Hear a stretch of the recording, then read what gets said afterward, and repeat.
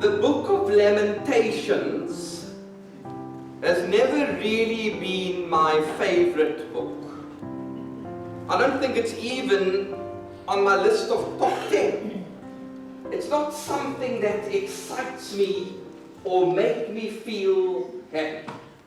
I mean, who on earth would have ever thought that somebody, while preaching and writing, would attach this title to his work? Lamentations.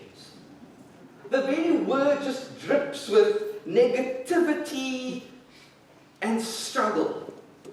In Afrikaans, we have an even more dramatic word. It is klaagliedere. It just says it all in those 4 syllables. I suppose I can still palate the book of Jeremiah, the weeping prophet, in his 30-something chapters. He does go on and on a bit, throwing one tantrum after the other, but because he's still in that prophetic mood, I think it makes that material more forgivable.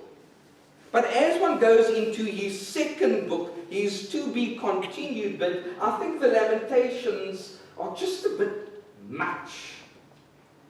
To try and understand what we are dealing with, I even looked up the definition of Lamentations in the Oxford Dictionary last night. And I suppose I was a little bit disappointed when it gave quite a simple and straightforward answer. All it says there is that a lament or a lamentation is a deep grief or sorrow. The second definition that it lists there is the definition of how a lamentation can also be a profound complaint. And I suppose I know exactly what a profound complaint looks like. I am the minister of United Church Hermanus, after all. I suppose when one puts Jeremiah's life, Daddy, don't you want to just move this thing away from me? When one looks at the situation in which Jeremiah found himself, his state of mind becomes almost excusable. When one looks at the circumstances in which he found himself, there was reason for his depression, reason for his despair. Up at the top there, please. Okay?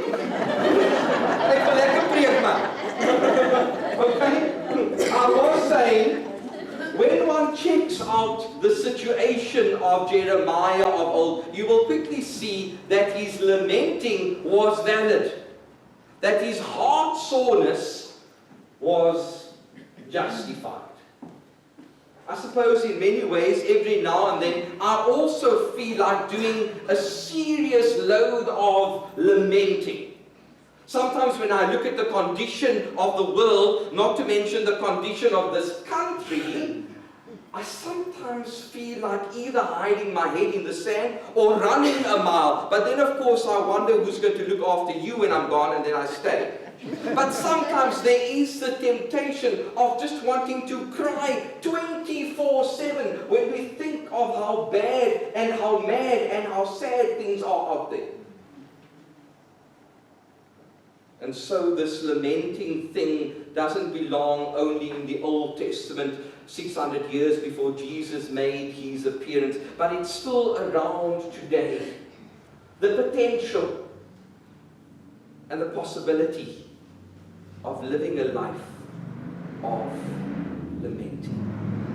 If this morning's sermon had to be given a title, it would probably be something to the effect of, in inverted commas, towards a lamenting church. For I don't think it's helpful for the church to pretend that everything is okay, either out there or even in here. I think when the church opens its eyes, when it sheds its blinkers, it will quickly see that there's a lot of reason to weep, and to weep very intentionally. I have heard it often being said that there's no such thing as a happy prophet. That the prophet is always unhappy within himself. That he's always feeling dissatisfied with the state of the world. And I think for me that's certainly true to a certain extent. There's always something which feels like it's niggling at me. And so in that way I do feel a little bit like some of those disturbed prophets of the Old Testament who they didn't have a choice. Whatever they had inside of them pushed them to a point where they had to speak truth to power. Where they had to say, "Thus says the Lord." And some of them were highly unpopular. In fact, we have it on record that some of them even ended up being stoned because of their weird messages. But they spoke nonetheless. They spoke even when their voice trembled.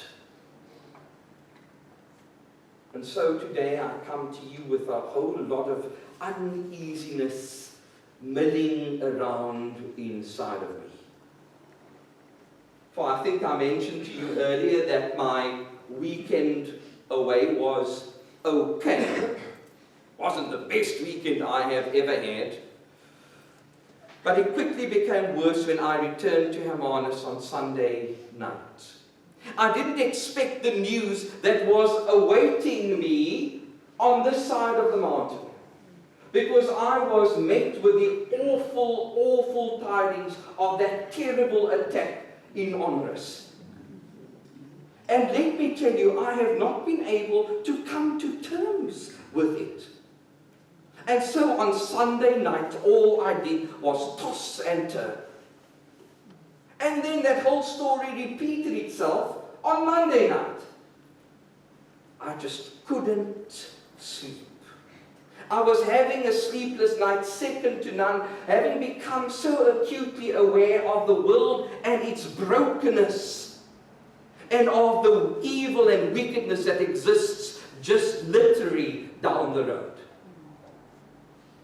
About a month ago, I spoke in a sermon on how to get peace for your restless heart. Remember that?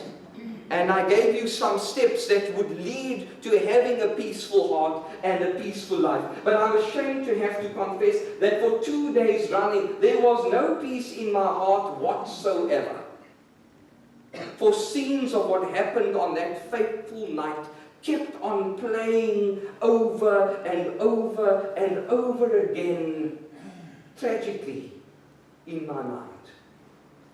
How an elderly couple can sit in the privacy of their own lounge and be viciously attacked.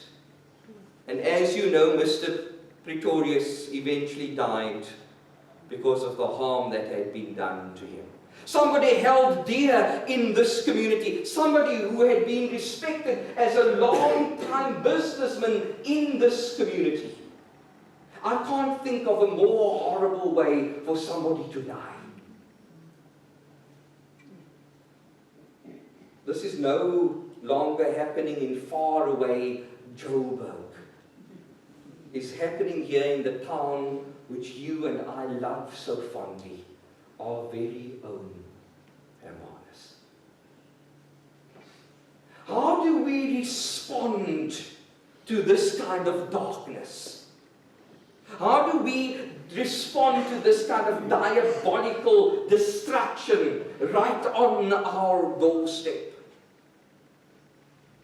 I wish I had an answer. What do we say as a church in response to this kind of brokenness, to this kind of challenged condition in which our country finds itself? There seem to be no words. I feel like lamenting. And I feel like writing a book with the same title. A word that just oozes sadness and frustration. And so we must have this conversation, people of God, towards a lamenting church. For I am in the mood of lamentations this morning. I lament that in this country there are 70 murders a day. I lament that. I lament the fact that there are irresponsible politicians like Julius Malema insisting that in 2024 there must still be evil songs sung like kill the boer, kill the farmer. I lament that. I lament the fact that 20 million people in this country, almost a third of the population, don't have jobs. And I lament the fact that more people than that live under the breadline. I somewhere saw the shocking statistic of how many children die on a daily basis because they do not have food to eat. The church can no longer be oblivious to this. The church can no longer put its head safely in the sand and ignore the problems that exist in this nation. I lament the fact that during COVID, Lifeline had 60,000 calls. In the first 6 months of COVID, March to September 2020, Lifeline received 60,000 phone calls of cases of gender-based violence. I lament that. Inside of me, my heart is bleeding and I am crying countless silent tears. The prophet in me, I suppose, has been awakened and aroused. And I have to speak truth to power, and more importantly, I have to speak to you, the people of God.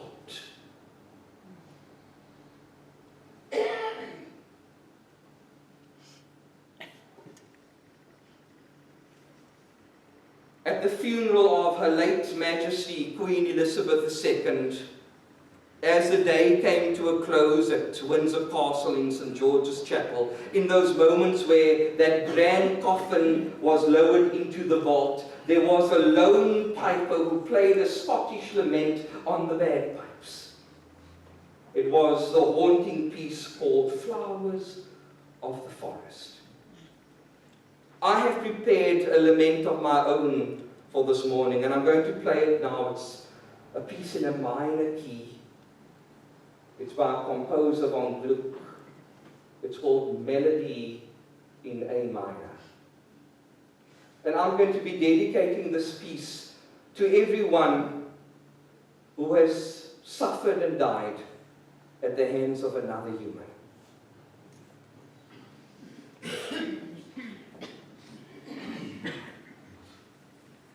This piece is perhaps particularly dedicated to the Pretorius family. Honours.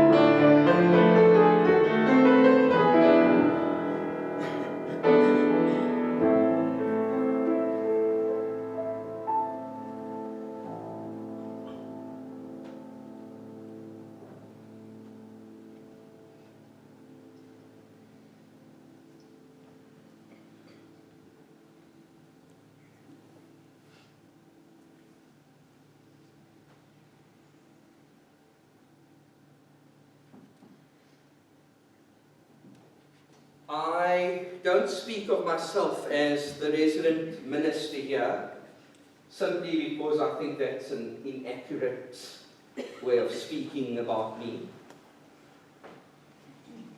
For we're all ministers in our own right. We are all called to minister. Eh? You will have heard in the past that I refer to myself as the resident theologian, because I'm the one who leads theology in this place, and I'm the one who tries to set a spiritual pace for us, which is sensible.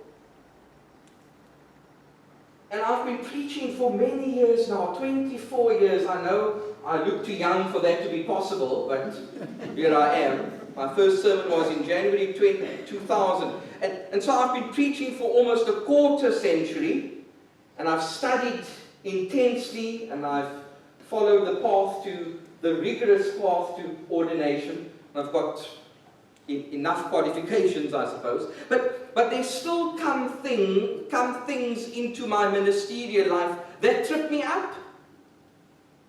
Things that I don't know what to do with.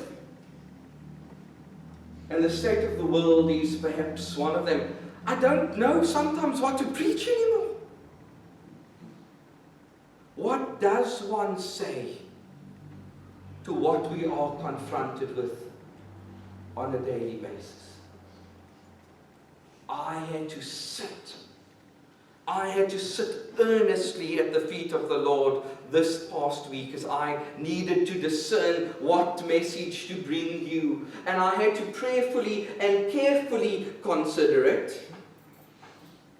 And you know, time is a precious commodity for me. So I had to literally carve out more chunks in my diary to sit with the Word and to come up with something meaningful to offer you in the light of what happened here last week. And so this is what the Spirit of God, who is always faithful, gave me. Firstly, I think it's going to be more important than ever before to work towards the salvation of the murderers. Sounds a little bit like a school lesson, but let me unpack. It is no secret that God's dream is for everybody to come to salvation.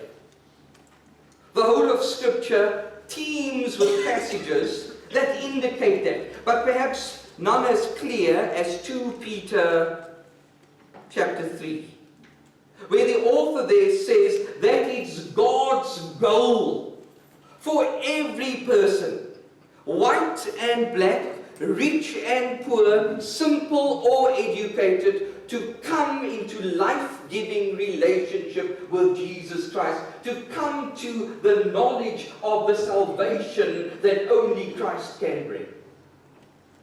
And this causes an immediate dilemma for me. For there are many out there who are never exposed to the good news of Jesus. And that to me and to the church presents an enormous crisis. I think I have finally had this rude awakening that what we are actually doing here is preaching to ourselves all the time. Within the safety of these 4 walls, while the call has come loud and clear that we need to take the gospel into the world, into places where people are different to us, like into Zwelithle, for instance. Everybody fantasizes about a transformed Zwelithle, where lives are healed and restored. How on earth is that going to happen unless you and I go in there? How will those who are murdering left, right, and center ever get to know of the power of Jesus if they are never told? In the New Testament we read where it says that faith comes by hearing the word. How can those lost, broken people out there ever come to understand what Jesus can do for them if no one ever preaches to them? It's no surprise that we have become comfortable accepting how we do church. Because it's quite nice doing church here on a Sunday with me singing to the gallery, offering Jesus to you who have heard his names thousands, if not tens of thousands of times before. While the world out there is actually bleeding to death. Dare I say, without Jesus. We have come to master certain things. And you don't have to feel too bad, because it's not only the problem for this church, it is the problem for many churches, that we have safely preserved the gospel for ourselves. And so we share in cell groups and at Bible studies. And we have sing-alongs at places like the WF, not that I have anything against the WF, but we have sing-alongs at our women's fellowship over a cup of tea and some sweet milk tart.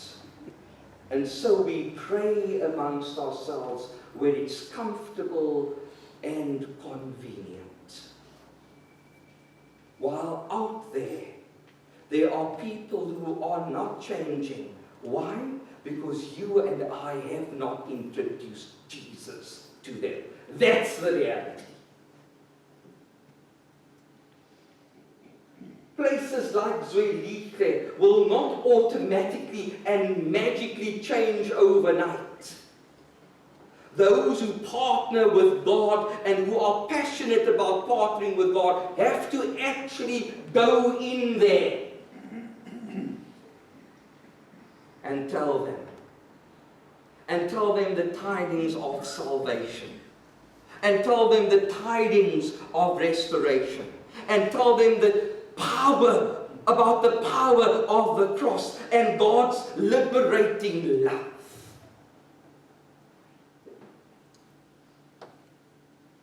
Earlier on in my ministry, I was very involved with Kairos. Do we know what Kairos is? It's the ministry that goes into prisons. And the Methodist Church is quite involved with that. And I was involved with that ministry until I just felt too weak. It just took an emotional toll on me. You can imagine. I mean, you know how soft I am. You know, it doesn't take much, eh? I was just too sensitive for that ministry, but it's a powerful, powerful ministry. It's not called Kairos for nothing. Kairos is Greek for pregnant with possibility. Those inmates would never get the offer of salvation unless somebody physically leaves their comfort zone and goes into the prisons to share the gospel.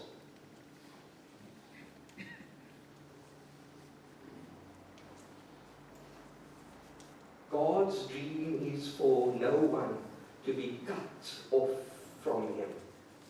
Certainly not for anybody to be so cut off from Him and be so disconnected from other human beings that they actually end up spilling innocent blood.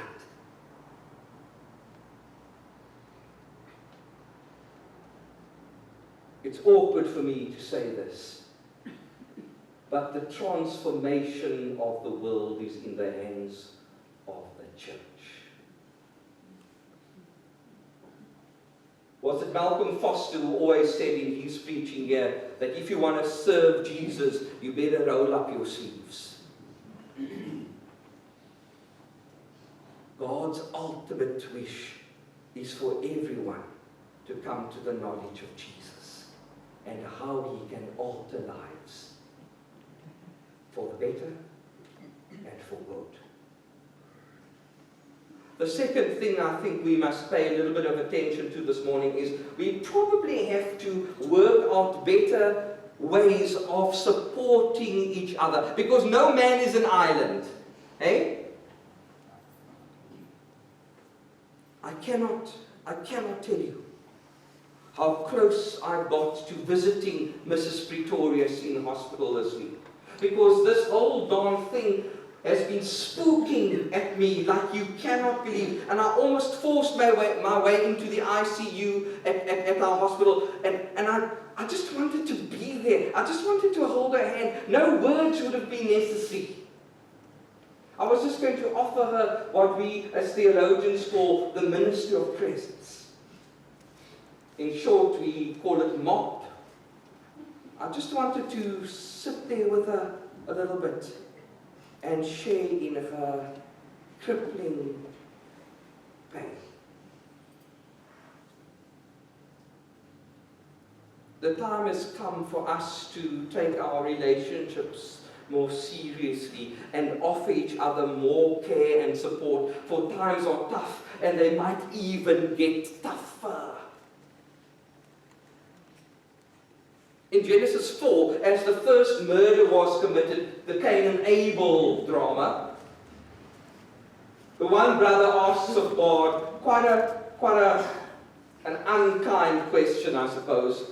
I don't know if it's Cain or Abel, but the one of them goes to God and says, God, am I my brother's keeper? I can't remember what God's answer was, but let me tell you what my answer is. The answer is yes.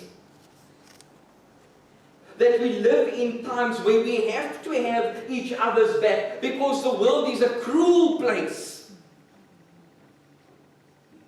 The other day the thought came to me that I actually know my neighbor's dogs better than I know them, because it's the dogs that keep me awake at night.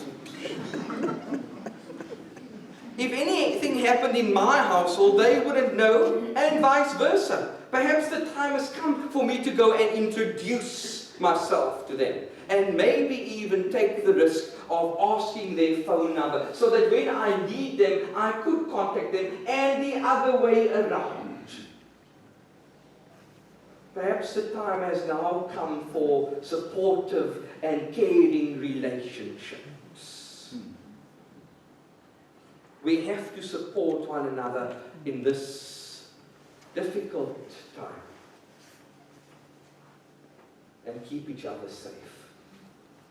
Remember how Jesus sent his disciples out 2 by 2 in pairs. There could be something there. There could be an eternal truth there.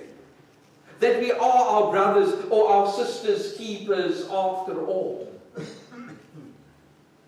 God created us in community for a reason.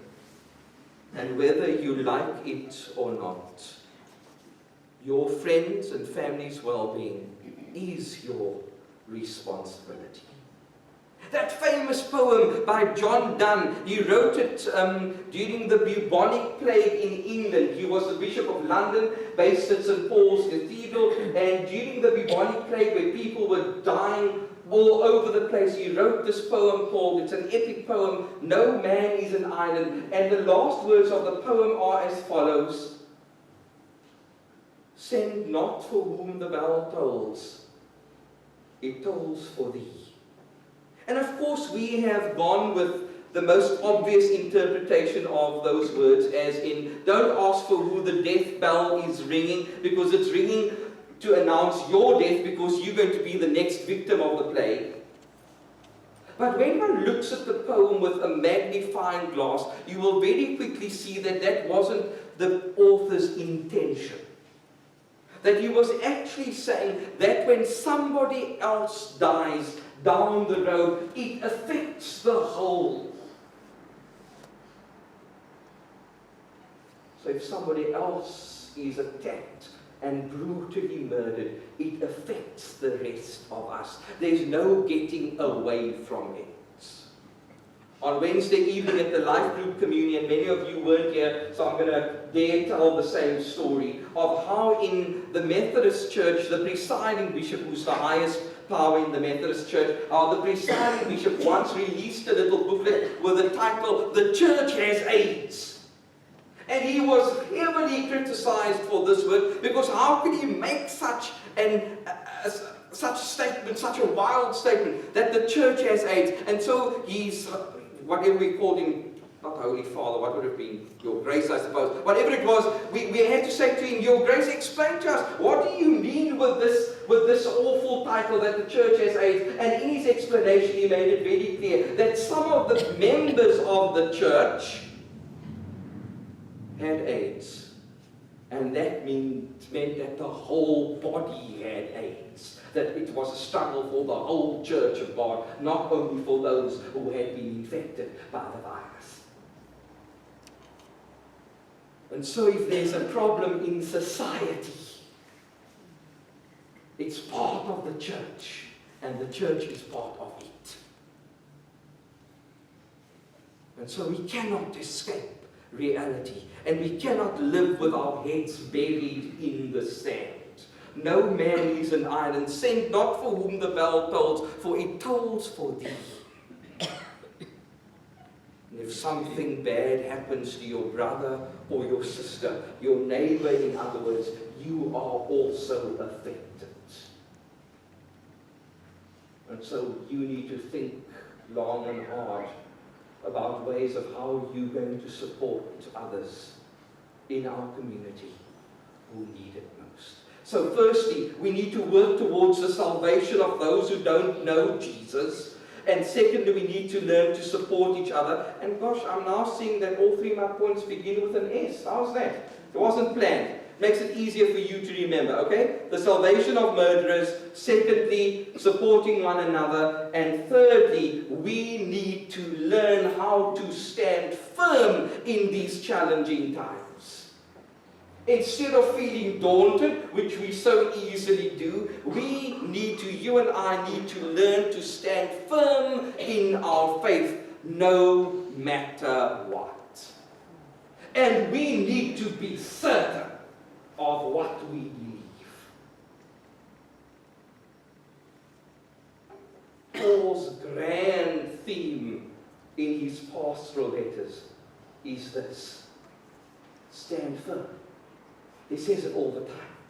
He says it twice to the Galatians, twice to the Ephesians, at least once to the Corinthians, and 5 times. I mean, can you now get over this? Paul says 5 times to his congregation in Thessalonica, 5 times for them to stand firm in Jesus. And I want to go as far as saying today, that if there's ever been a time for you and I to be firmly rooted in Christ, that time is now. And to hold on to your faith for dear life. To stand firm in Jesus, the one who died for you, who paid a price for you, the one who loves you with an unconditional love. It's now time to stand firm in His Word in a way that allows for no negotiation and no compromise. It's now the time to call to mind who you are and whose you are. It's now the time to say to the darkness, your days are numbered. It's now the time to look evil in the eye and to state that you're on your way out. I suppose for you, standing firm in the faith means something a little different than it would mean to me as a pastor. For you don't have a pulpit from which you can make proclamations. So you know what standing firm would look like to me, the spiritual leader of this church? Standing firm to me would mean that I would, at every opportunity, in season and out of season, preach Jesus. Amen. For Jesus is the medicine of our broken hearts. And Jesus is the light in our shadows. And Jesus is the life in our death. And Jesus is our heaven in our hell. And so I will look for more and more chances. I am desperate for times to preach Jesus, the beginning and the end, the bright morning star, the destiny of all mankind. I will be preaching Jesus here Sunday after Sunday. For there is no other name in heaven or on earth by which salvation is possible. I will be preaching Jesus' name, for Jesus is the name to which every knee will have to bow, and every tongue will have to confess that He is Lord of all of creation.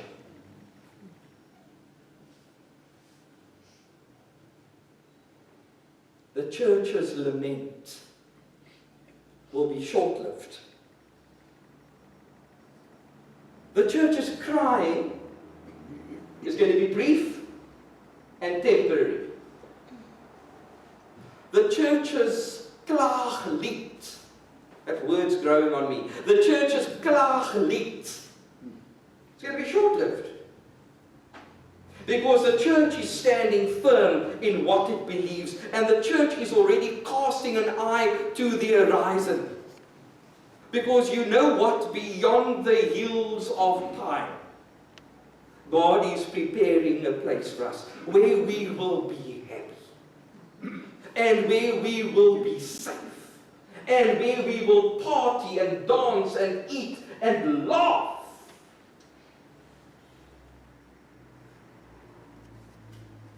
We need to stand firm in what we believe. And what do we believe? We believe that there will come a day where every tear is dried from every eye. What do we believe? We believe that there will come a day where every hungry mouth will be fed. And so, I am praying that you will stand firm with me, and that you will try your very best to follow these 3 S's I'm making known to you today. To pray for the salvation of all people. To support one another. And to stand firm, even if the stormy seas are raging high. In the end, love will win. Peace will come and justice will flow like rivers. In the end, grace will have the last say. Life will conquer. It will conquer all.